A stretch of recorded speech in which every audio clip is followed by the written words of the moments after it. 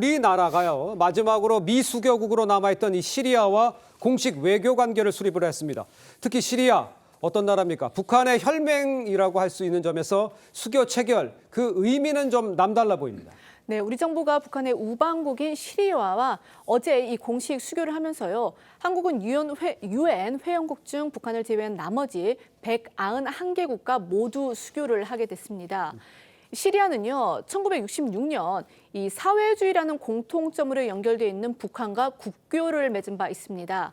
하지만 이 54년간 세습 독재를 지속해오던 아사드 정권이 지난해 12월 축출이 되면서 한국과의 극적인 수교가 성사된 겁니다. 네. 외교부는 지난해 쿠바와의 수교 이후 유일한 미수교국으로 남아있던 시리아와 외교 관계를 수립함으로써 우리나라는 191개 이 유엔 회원국 모두와 수교를 완결하는 역사적 이정표를 세웠다고 평가했습니다. 그렇군요. 앞서 말씀하셨듯이 시리아와의 수교는 지난해 2월, 북한의 형제국 쿠바와의 수교 성사 이후 1년 2개월 만입니다. 네, 한국 정부가 북한의 혈맹국인 쿠바에 이어 시리아와도 연쇄 수교를 맺으면서 국제사회에서 북한의 외교적 고립이 더 커질 거란 관측이 나옵니다. 자, 특히 이번 시리아와의 수교, 좀 이례적으로 외교부 장관 직접 시리아를 방문해서 수교 절차를 마무리한 것으로 지금 알려져 있습니다. 그만큼 비밀 작전을 방불케 했다, 이렇게 보면 되겠습니까? 네, 한국과 시리아의 수교 논의는요. 지난해 12월 시리아 반군이 바샤르 알 아사드 독재 정권을 몰아내면서 급물살을 탔습니다. 이후 새 시리아 정부가 들어선 지 넉 달 만에 이른바 비밀 작전을 방불케 하듯 은밀하고 빠르게 수교가 진행이 된 건데요. 조태열 장관의 시리아 방문은 현지 안보와 치안 공백 여파로 극비리에 긴박하게 이루어졌고요. 시리아는 다른 외교 사절에 비해 3배가량 많은 경호 인력을 한국에 지원하면서 공을 들인 걸로 알려졌습니다. 외교부는 시리아 새 정부가 북한과 러시아 등 알 아사드 정권의 우방과 거리를 두고 국제사회와 관계를 정상화하겠다는 구상을 보이자 곧바로 수교를 위한 소통을 시작했습니다.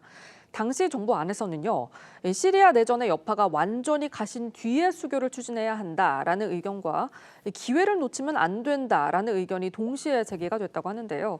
하지만 외교부의 강한 의견 개진으로 수교를 추진하는 걸로 정리가 됐다고 합니다. 조태열 외교부 장관의 시리아 방문도 극비로 진행이 됐습니다. 조 장관이 현지 시간으로 어제 시리아 수도인 다마스쿠스를 당일치기로 방문을 해서 이 수교를 위한 최종 절차를 밟았던 건데요.